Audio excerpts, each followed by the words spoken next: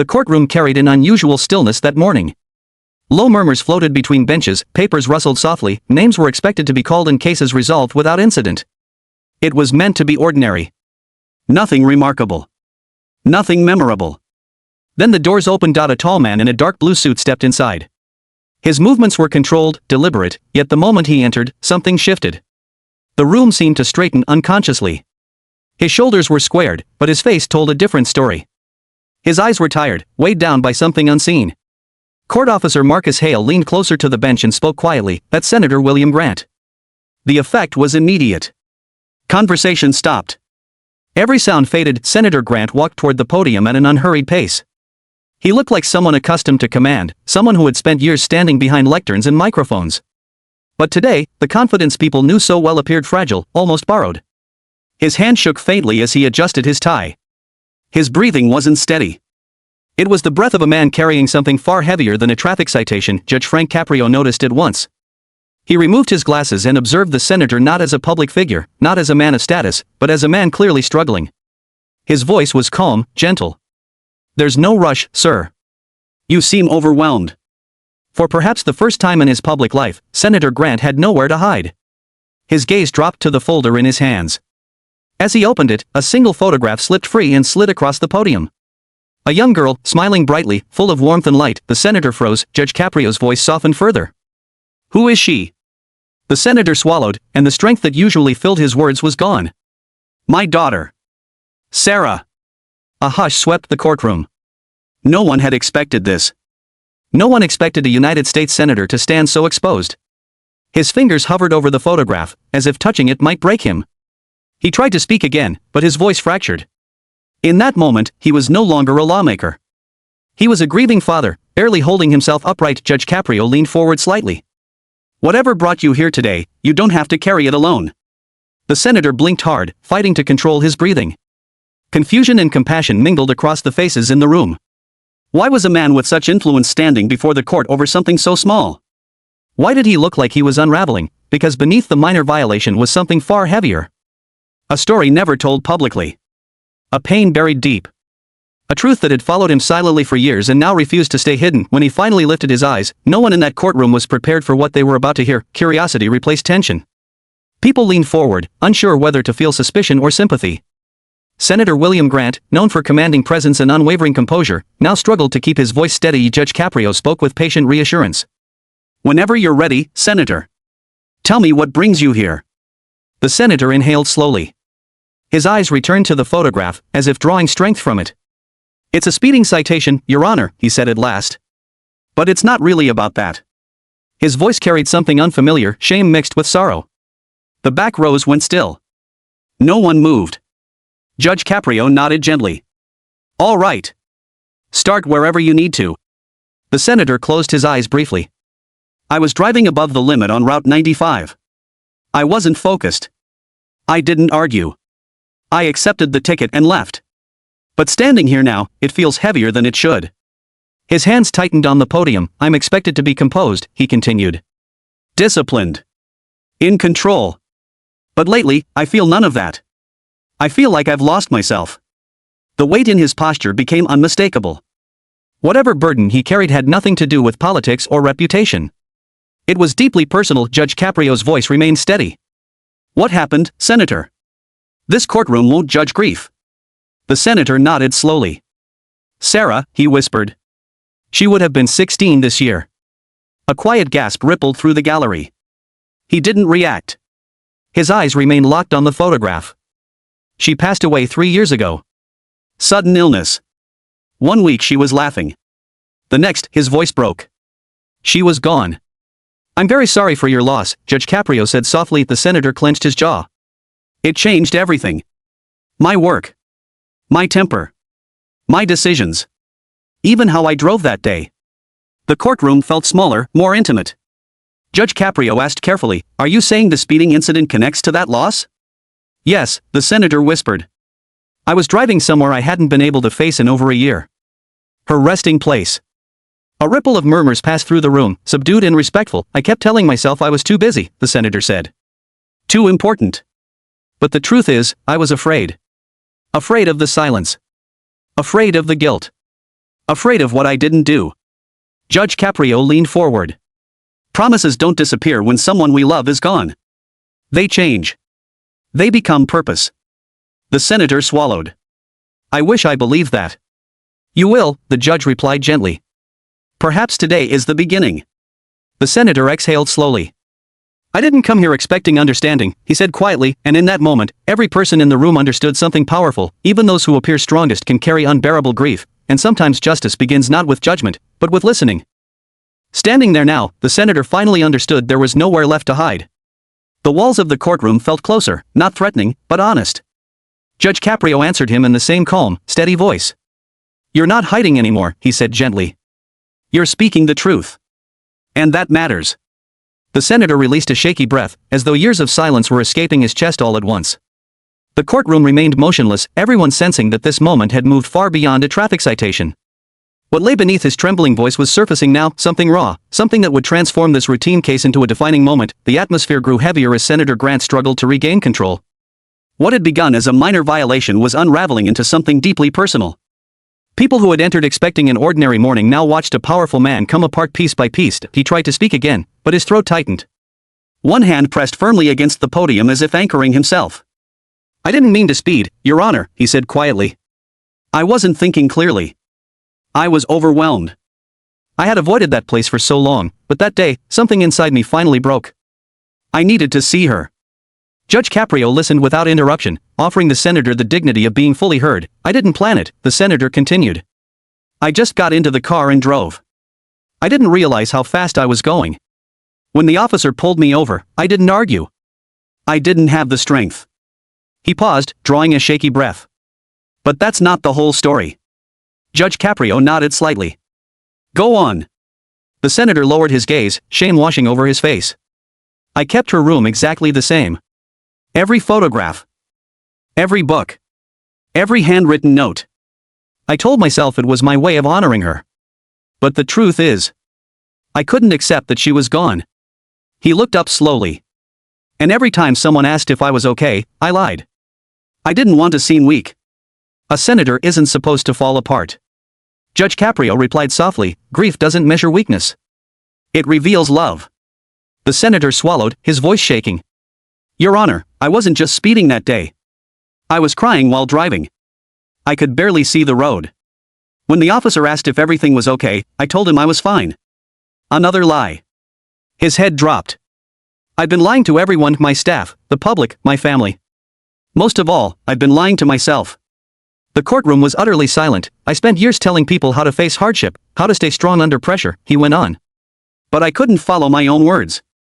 I hid behind speeches and votes and interviews. I built a polished image that meant nothing. His hands trembled. I even avoided my daughter's memorial events. I told my staff I was attending private ceremonies. I wasn't. I couldn't stand there pretending I was okay. Judge Caprio leaned forward slightly. Everyone grieves differently, Senator. There is no correct path. The senator shook his head, guilt spilling freely now. What kind of father avoids his own child's memorial? What kind of man stands in front of cameras preaching strength while falling apart inside? His voice dropped to a raw whisper. I used my position as a shield. The room shifted uneasily. His pain was no longer political. It was human. I know I broke the law, he said quietly. And I know I deserve accountability. But what scares me more than any punishment is admitting that I don't know how to carry her memory properly, that I failed her. Judge Caprio met his gaze with compassion. You didn't fail her. You're hurting. Grief is not a straight road. Tears filled the senator's eyes. I'm exhausted from pretending, he said. I'm tired of being strong for everyone except myself. I wake up every day feeling like I'm running from a ghost. He inhaled deeply. When I sped down that highway, part of me thought I could outrun that feeling. But I can't. She's everywhere I go. For a moment, Judge Caprio allowed silence to settle, not tense, but healing. When he spoke again, his voice was steady and warm. Grief changes us. It doesn't weaken us. It makes us human. The senator nodded, though the weight of years still pressed on him. Tell me, Judge Caprio said gently, what you've been running from. The senator closed his eyes. The room understood instinctively that what came next would expose the deepest wound he had hidden. After a long pause, he spoke. I wasn't running from grief, Your Honor. I was running from my last memory of her. His grip tightened on the podium as if that memory were pulling him under. I replay it every day. The last morning she was alive. Judge Caprio's expression softened further. Take your time. The senator's breath trembled. She had a fever that morning. Nothing serious, or so I thought. She asked me to stay home. She said she didn't feel well. His voice cracked. I told her I couldn't. I had a critical vote. A bill I'd worked on for months. I told her I'd be back early. He paused, pain filling every word. She said, "Okay, Dad. I'll wait for you." The courtroom felt hollow. That was the last thing she ever said to me, he whispered. I walked out the door, and she never woke up again. A sharp inhale echoed from the gallery. My wife rushed her to the hospital when her condition worsened, he continued. By the time I arrived, she was gone. His voice broke completely. I keep thinking, if I had stayed, if I had listened, if I hadn't chosen work that day, maybe she'd still be here. Tears streamed freely now. Judge Caprio spoke with unwavering steadiness. Senator, you are carrying a pain no parent should bear. But you cannot blame yourself for what you could not have known. The senator shook his head slowly, still trapped beneath the weight of that moment, yet for the first time, no longer carrying it alone. I was her father, the senator said, his voice breaking. I was supposed to be there. His eyes drifted downward as if the memory physically weighed on him. Every time I look at her photograph, I hear her voice telling me she would wait for me. And she did. She kept her promise. A quiet, fractured laugh slipped out, painful and hollow. I didn't keep mine. I never even got the chance to say goodbye. Judge Caprio paused before responding, letting the moment breathe. When he spoke, his words were measured, careful. Grief has a way of convincing us that the past could have been rewritten. That if we had done one thing differently, everything would have changed. But the truth is, we are human.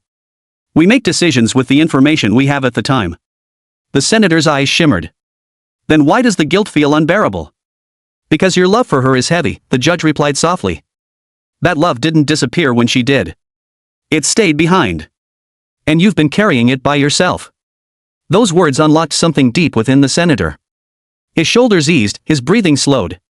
For the first time that morning, the tension in his body loosened. It was subtle, but unmistakable, a crack in the armory. Judge Caprio continued, his voice both firm and compassionate. You didn't fail her. You loved her, and she knew that.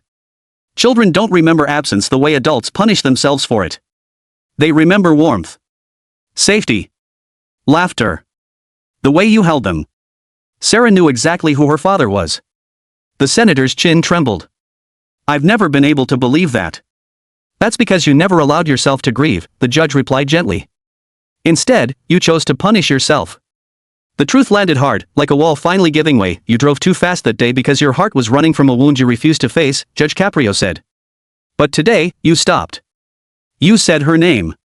You told the truth. The senator nodded slowly, a pressure he had carried for years finally easing. I didn't expect compassion here, he admitted quietly. I came prepared to be judged. You were judged, the judge corrected calmly. As a father who loved his daughter so deeply that losing her nearly destroyed him. That isn't a crime. For the first time since the hearing began, the senator met the judge's eyes directly, not as a politician, not as a shattered man, but as someone ready to let truth begin healing him. His voice steadied. Then what do I do now, Your Honor?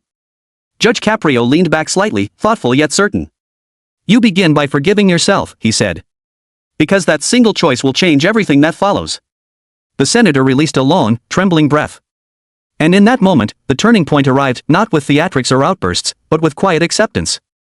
Healing didn't announce itself. It simply began. The courtroom grew unnaturally still, as though even the walls were listening.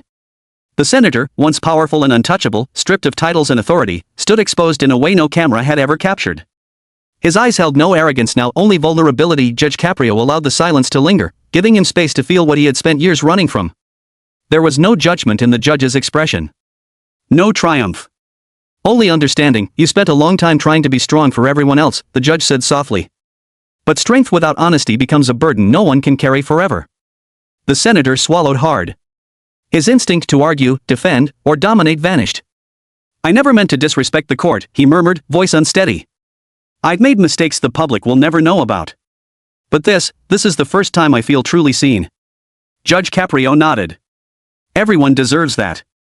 Even those who hide behind podiums instead of facing themselves. The words didn't shame him.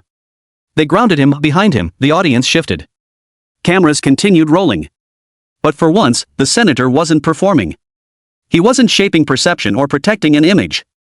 He was simply telling the truth. What happened that day could have ended very differently, Judge Caprio said. But today, you showed something I don't often see here. The senator looked up, confused. What's that? Humility, the judge replied. It struck deeper than any reprimand because it wasn't punishment, it was recognition. The senator's shoulders relaxed. Years of pressure seemed to fall away. His clenched hands slowly opened. I'm not here to destroy your career, Judge Caprio continued. I'm here to remind you that power doesn't exempt anyone from humanity. The law exists to guide, not to crush. The senator nodded quietly. So, what happens now? That, Caprio said, leaning forward, depends on whether you leave this courtroom as the man people feared or the man you just allowed yourself to become. The senator exhaled deeply, releasing years of unspoken pain. I'll do better, he whispered. Not for the cameras. For myself. Judge Caprio offered a faint smile. Then consider today an opportunity, not a punishment. The gavel never slammed. The courtroom didn't erupt. Nothing dramatic followed, just a quiet realization. A powerful man learning that real strength begins where fear ends. As the senator stepped away from the podium, something shifted in the room. It wasn't the reporters or the cameras leaning forward. It was something softer, almost invisible. For the first time since entering, he walked without rigidity. His steps were measured, grounded. At the doorway, he paused and glanced back, offering Judge Caprio a small, sincere nod, one shared only between two people who understood something unspoken. The judge returned the gesture. No triumph. No authority. Just humanity. The senator pushed open the heavy doors and stepped into a hallway crowded with microphones. They rose instantly, but he didn't stop. He didn't smile. He didn't speak. He kept walking. Sometimes the strongest choice is silence. Sometimes the world doesn't need spectacle, it needs truth, and sometimes, one honest moment is enough to change a life, even for someone who once believed they were untouchable.